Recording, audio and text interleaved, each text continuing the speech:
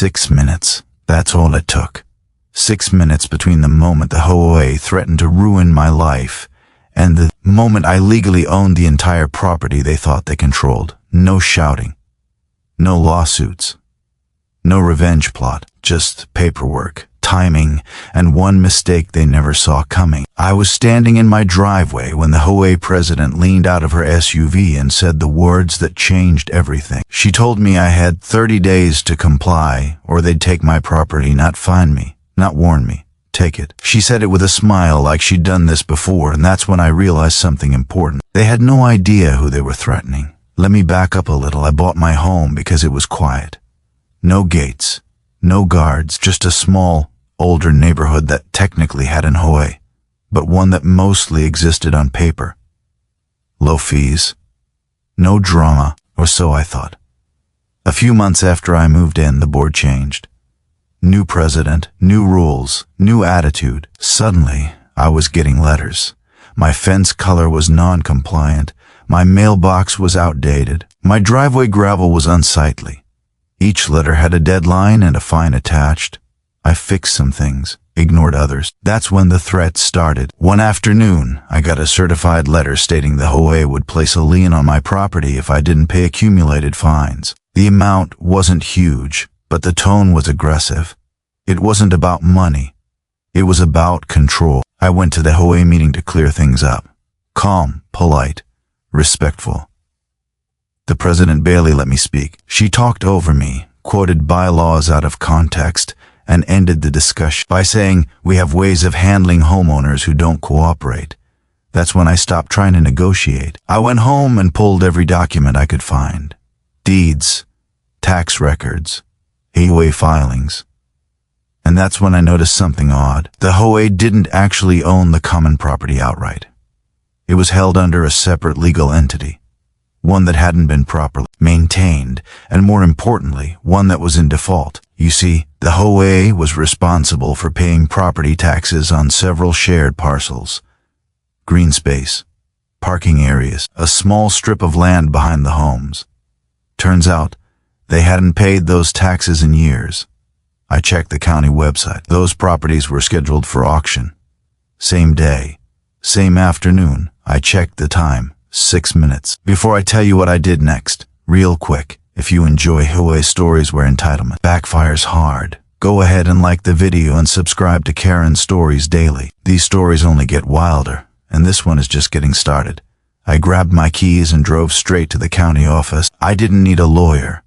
I didn't need permission. The rules were clear, anyone could bid, and no one from the HOA had shown up. Why would they? They were too busy threatening me. When my turn came, I placed the minimum bid. No competition, no drama, just a stamp, a receipt, and a clerk who barely looked up. 6 minutes after the HOA president threatened to take my property, I owned theirs. Not the homes, not yet, but every shared space they relied on. Roads, easements, green areas, access points, all of it. I walked out of that building calm as could be. They had no idea what had just happened. It took exactly 1 business day for the HOA to realize something was wrong. I know that because my phone started ringing before noon. Missed calls, voicemails, emails marked urgent. At first, they were polite, confused, asking if I knew anything about a clerical error with county records. I didn't respond. By the afternoon, the tone changed. The HOA president showed up at my door with 2 board members. No clipboard this time, no smile either. She demanded to know why county notices were being mailed to my address instead of theirs. I calmly asked her what notices. She said the property tax delinquency letters. I let that hang in the air. You could see it click. Slowly, painfully, she pulled out her phone and refreshed the county property page right there on my porch. Her face drained of color. One of the board members muttered, "That's not possible," but it was. I explained, very calmly, that I had legally purchased the common parcels at a public auction. I even offered to email them the receipt. That's when the shouting started. She accused me of theft, of fraud, of manipulation. She threatened to call the police. I told her she was welcome to, Ownership records were already updated. They left in a hurry. That night, an emergency HOA meeting was called. Homeowners packed the room. People were angry, confused, scared. Karen stood at the front trying to spin the situation. She claimed it was a temporary issue and that the HOA was working on it. Someone asked a simple question: who owns the roads now? Silence. Another homeowner asked, who owns the green space? The playground? The guest parking? Karen didn't answer, because the answer was me. Within days, the consequences became real.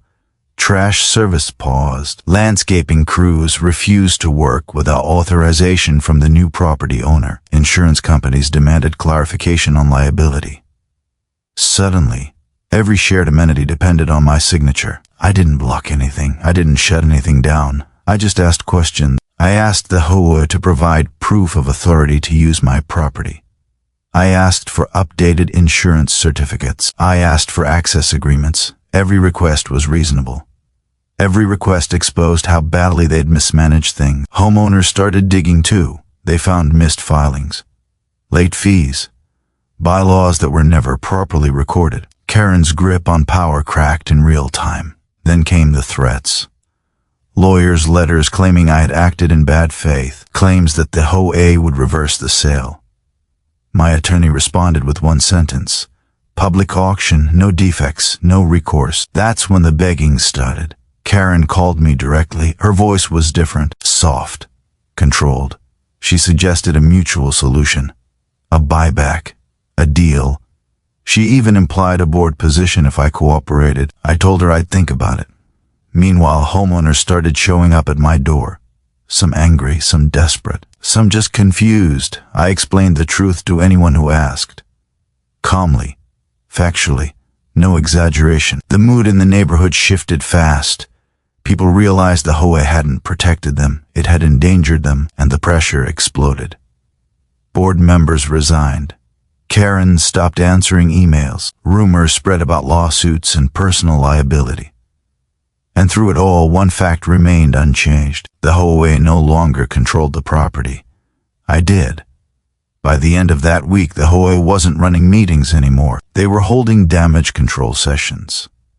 Every conversation started with the same question: how did this happen in 6 minutes? And every answer led back to the same uncomfortable truth. They were too busy threatening homeowners to notice their own house was on fire. Karen finally resurfaced at what would become her last HOA meeting.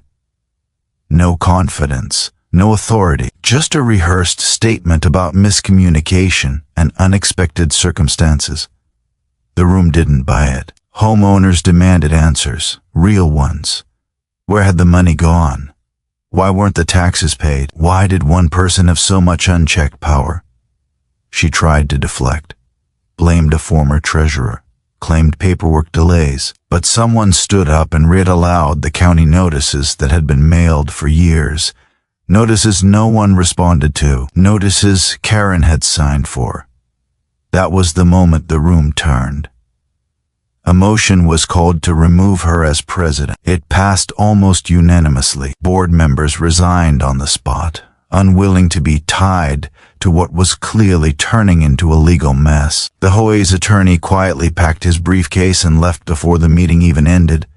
The next few weeks were chaos. Vendors refused service. Insurance providers demanded immediate policy changes or cancellation. Lenders questioned whether the HOA even had the authority to collect dues anymore. And through all of it, homeowners kept asking the same question: what does he want? The answer was simple: stability. I wasn't trying to destroy the neighborhood. I lived there. I just wanted the threats to stop. So I proposed something radical: a full audit, new elections, and a restructuring that returned actual power to homeowners instead of one unchecked board. But there was a condition.